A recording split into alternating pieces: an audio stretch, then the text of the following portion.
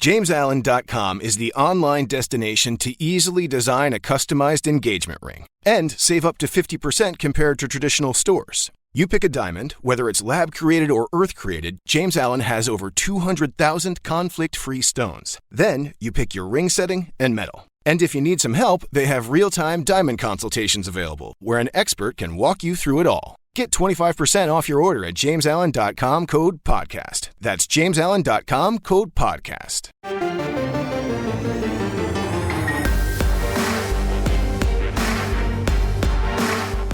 You've discovered your link to GoPowercat.com's Tannahill and Spiller Powercat Podcast. Here are your hosts, former K-State tight end Travis Tannahill and former Wildcat safety Monte Spiller. Welcome, everyone, to this week's episode of the Tannahill and Spiller Podcast. I am Travis Tannahill. Got Monte Spiller on the line here. How you doing, Monte? I'm good, brother. How are you? Oh, I can't think of it being much better. Coming off a big win. Shoot, man. I know we'll dive deep into that KU game, but it's been good to be a K-State fan in this rivalry about the last 12 years. Definitely, for sure. It's one of those things where I'm not sure where I saw the stat. Somebody made the comment about we need to win the next 12 or 11 to even the all-time score or all-time wins versus losses. And, the way things are going, we're not far away. Yeah, no, I know which stat you're talking about, and I saw that as well. And I think I want to say it's either 12 more, we're down 12 or we're down 15 or something like that. And I was like, well, I got to feel pretty confident in the next 20 years. We'll win 3 out of 4 over the next 20 years. So I feel very confident in that, if not even sooner. So, shoot, I'm 30. So by the time I'm 45, probably 50, no KU fans will be able to have that argument. It'll be glorious. There you go. Yeah. So real quick, back it up. Are you guys in districts yet? High school ball? Yeah, we're in district. We're actually finished up with district. We played last week against Royal Valley.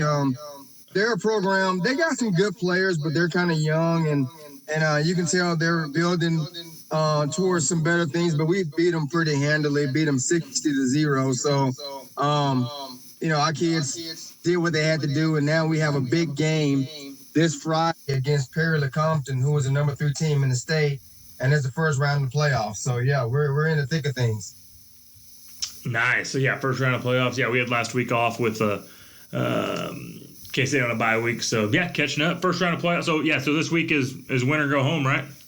Pretty much, yeah, it is. And like I said, it's a good matchup. They're a good team. They suffered one loss this year to Hayden, and Hayden's a pretty solid powerhouse throughout the state year in and year out of Topeka.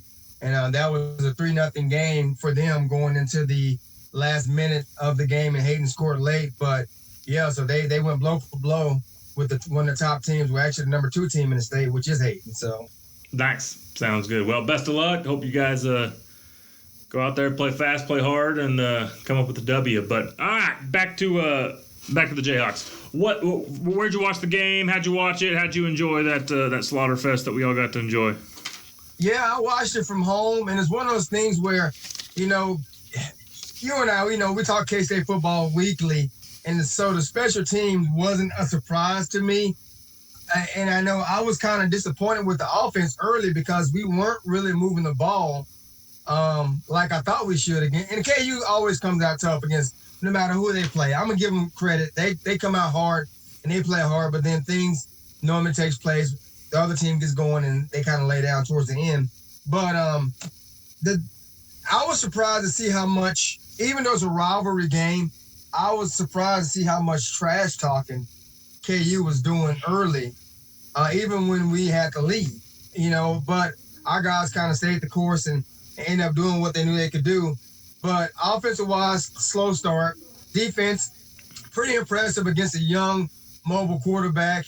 And then special teams, here's my question. If I'm a special teams coach, or if I'm a head coach, I'm looking at my special team coach and say, do not kick the ball to that number 88. Yeah, I mean, I think at this point, the risk reward, if you're the opposing team, I mean, you better be practicing with that punter all day long, all week long, to just kick it out of bounds. You'll give up, let's say he even if he shanks one and you lose 15 yards a field position, it's like it's just not worth the risk. And that's always been my opinion. On kickoffs is we see these teams try to kick it super high in the air and land it on the 5-yard line on kickoff returns, and it's like, just blast it out of the back of the end zone for the 5. So all right, you pinned them at the 15 instead of the 25. You get pinned them back 10 extra yards, but they still have that 1% chance to return it for a touchdown. So that's always been my opinion on kickoff returns. And punts, obviously, much different. You can't just blast it out of the end zone. That's not a good idea.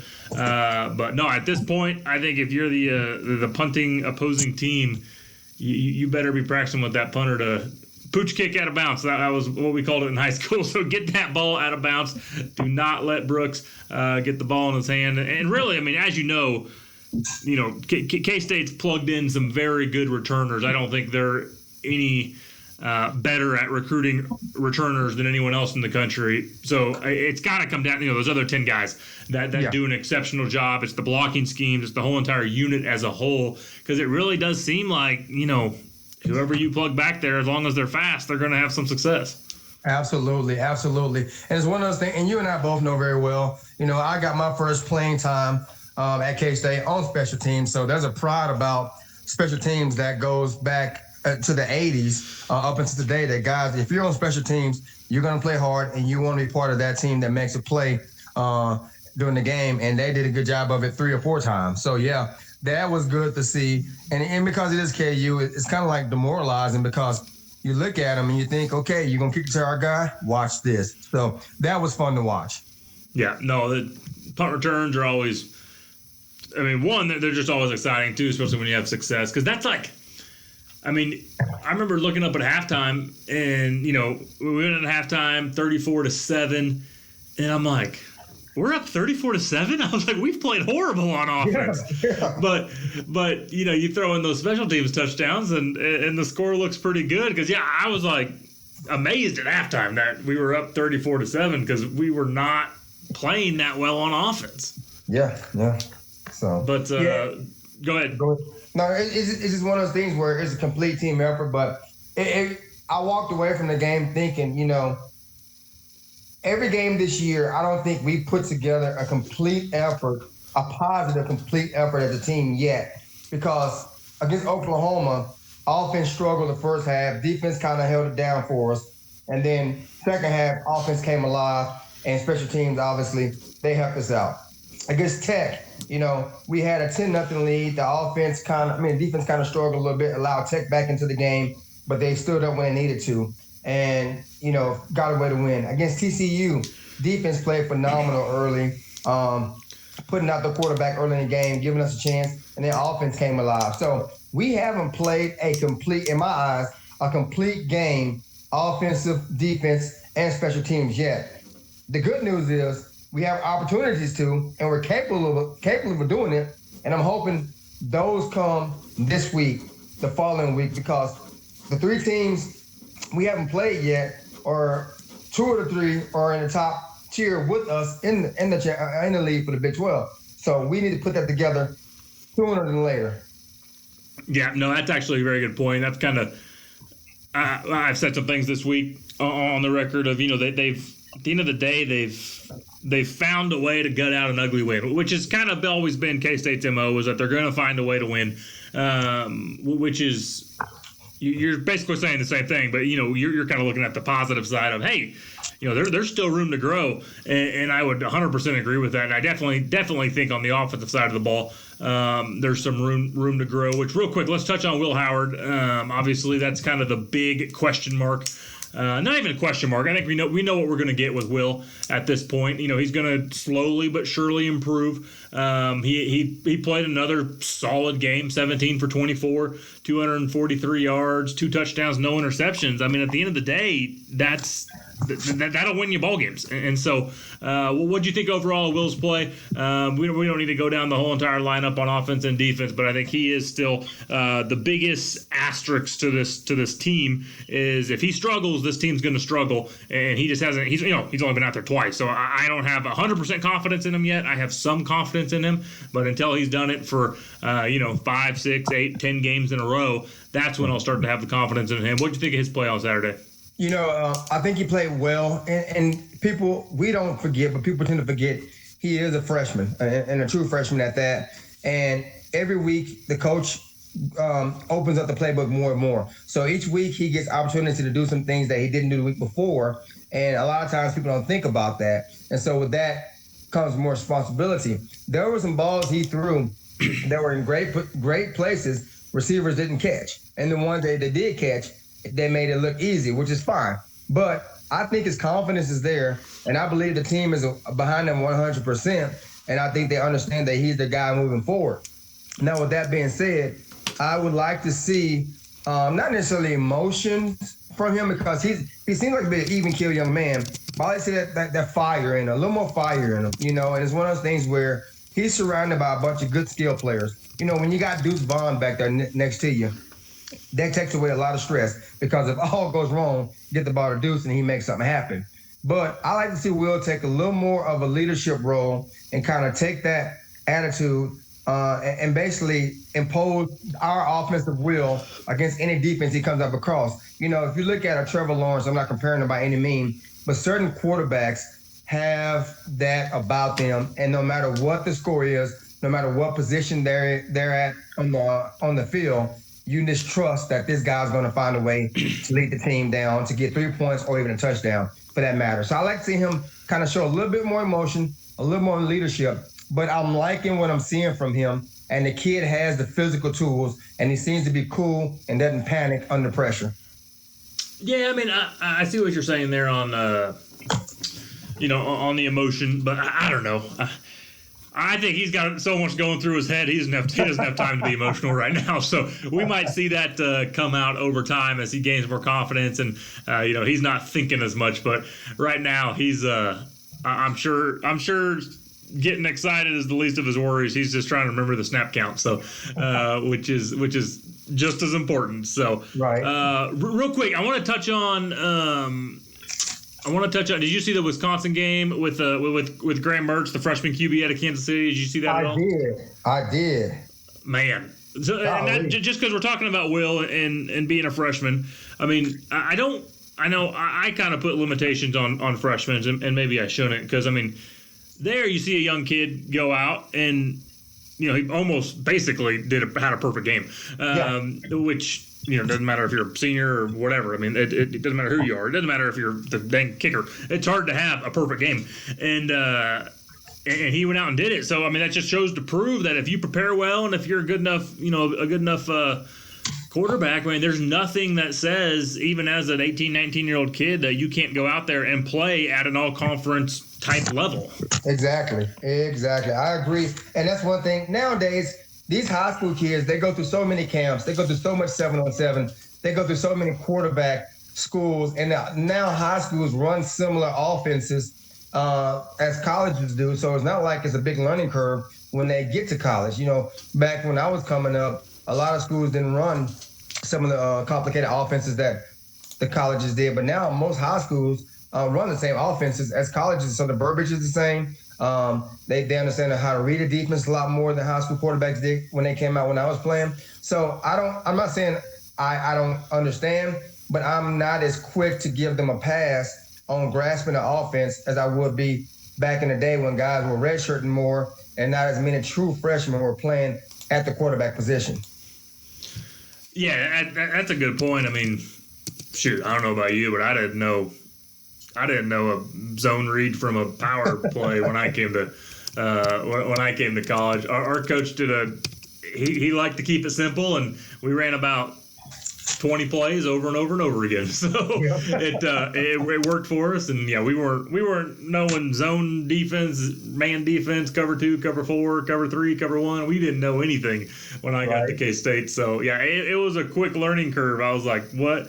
Which real funny story. I remember I always felt like I was a pretty coachable kid. I mean, if coach told me to run through a wall, I'd say yes sir and go do it. On offense, they draw out the play and they're always drawing arrows, and it's like, all right, you got a 4-yard drag route, and and they put a little arrow on the end, and so like but I never understood, or it took me a while to understand that, if it's a zone defense and you're open, just turn around and catch the ball. Like, just at the end of the day, like, if it's zone, that arrow is a rough general idea of where you're supposed to be. At the end of the day, you got to get open. So it took me like a whole spring ball of running the exact route that was drawn on the board and just getting killed by corners because I didn't know how to settle. I would just like go right into them and just get killed and decapitate myself. So I did that for about 6 months, and I was like, all right, I'm gonna like quit being too coachable. I'm gonna start just playing football and getting open, and settling in the open space is a skill that you have to learn. Right. You learn the hard way. Yep, exactly. Well, just stuff like that. I'm sure Will's trying to figure it out, and all sorts of little nuances. Go ahead. No, I'm saying he will. He will. I'm confident in the kid, and like, you and I both, former players are always hardest on their teammates or hardest on their alumni. You want to see the best for the kids. And because you've been through those battles, you understand what can happen and what it takes. So we're always going to be a little bit harder than we probably should be. But I got confidence in the young man. Yep, you and me both. West Virginia this week, obviously on the road, which obviously you probably never played at West Virginia. They weren't in the league when you went through. But that's a pretty intimidating. There's definitely a home field advantage up there, which this year there's not much of a home field advantage. But obviously we'll be watching this one at home. Overall thoughts on this game coming up? How you feeling about it? Man, I watched a little bit of their game last week, and the quarterback, he's not bad. They got some skill guys. My biggest concern is protecting our quarterback against those two brothers on D-line. Those guys are grown men, probably both going to be playing on Sundays next year. I'm going to be watching the O-line. As much as that's not the most glamorous position, I'm curious to see how the O-line holds up. I think if our O-line holds up against those guys, we have a legitimate chance to get a convincing win. I'm not sure if they realize how skilled we can be. As far as passing game, I think our tight end is going to have a big game this week. And Deuce, he's going to do what he does. But the key to the game is our O-line containing their D-line. Yeah, I would definitely agree with that. And one of the stats that's jumping out to me is, West Virginia is 3-0 when they allow 100 yards or less, and they're 0-2 when they give up 100 yards of rushing or more. So if we just break it down to that one statistic, which has been 100% this year, I'm going to take Kansas State getting 100 yards against West Virginia. So I either think, that's going to come true, K-State will win, or that's going to come true, and that stat that's held true for the last 5 games will not hold true anymore. So either way, I'm with you. I like K-State's odds. West Virginia 3-0 at home at the moment. So even though there isn't a quote-unquote home field advantage with no crowds, obviously whenever you're in the routine and in your own locker room, that always helps. Not having to travel, especially to West Virginia. Little harder to get to than some of these other schools. So, but no, I think it's going to be good. It's going to be a evenly matched ball game. I think both these teams are at similar positions and firepower and skill set and where they're at right now in their progression of getting better as a program. So the line, 3.5 points for West Virginia. I think usually they give 3 points to the home team. So they're basically saying it's a wash. It's a coin flip, and which I would probably agree with. I like Kansas State just because I think the running game. I don't think we're going to struggle in that regards at all. But I'm with you. Offensive line versus defensive line. At the end of the day, we could say that about every single game. If your offensive line ever struggles, it's going to be a long day. So I'm with you. K-State's O-line versus West Virginia D-line. And the funny part is, I have full confidence in our defense. So, that's always kicker, too, is like, oh, can your defense stop? And it's like, I got confidence in our defense now that is higher than probably any other side than anywhere else on the field. So I know defense is going to come out there and ball out and play well. We just need that offensive line to be able to get the rushing game going, which with a young quarterback, get the rushing game going, make some nice, easy throws and some nice, easy reads for a young quarterback. In my opinion, that's the recipe to win another Big 12 game on the road with a true freshman quarterback. Yeah. No, I think our kids are focused in. Coach Kleiman and the staff are doing a great job, man. I'm so excited for these guys. And I hate to look ahead, but, it's one of those things where we talked about it early in the year. After we beat Oklahoma, people were like, hey, we beat Oklahoma. What now?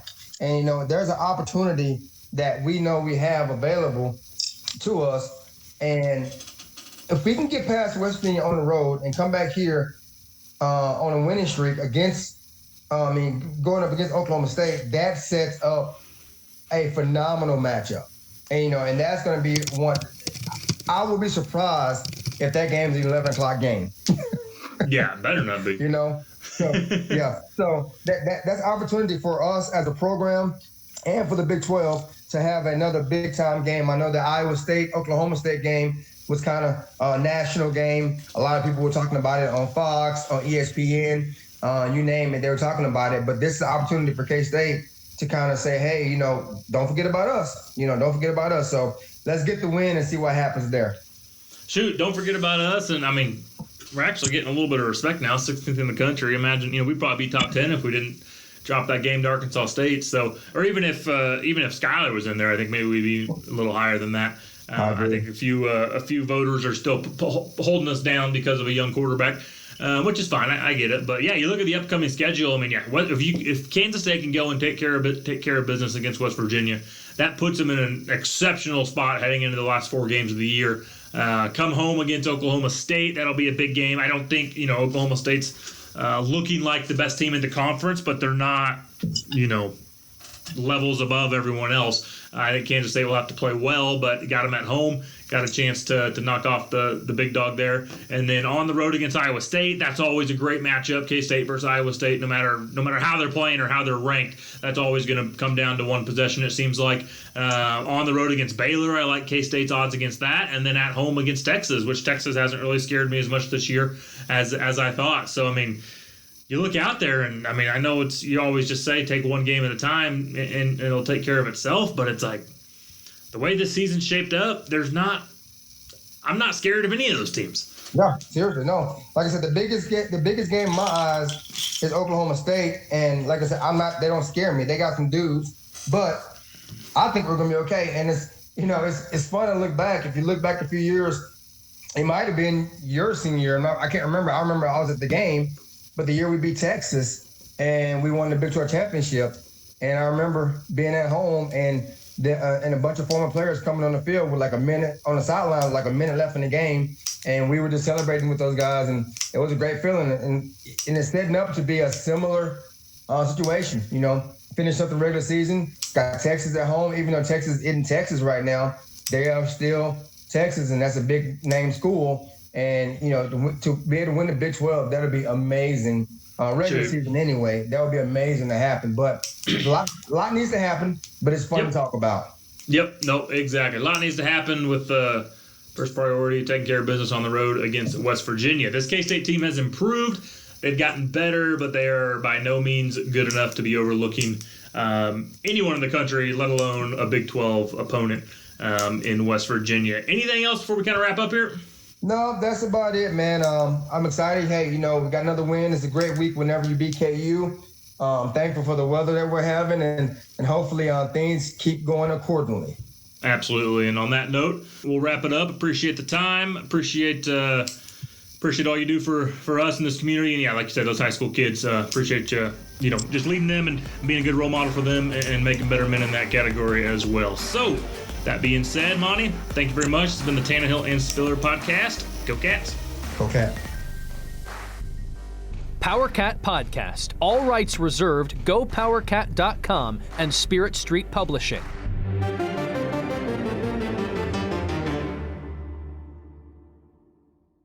With Blue Link Plus, you can access your Hyundai Tucson Limited remotely. Doors unlocked, temperature set, lost car found. There it is. Get complimentary class-leading Blue Link Plus. Call 562-314-4603 for complete details.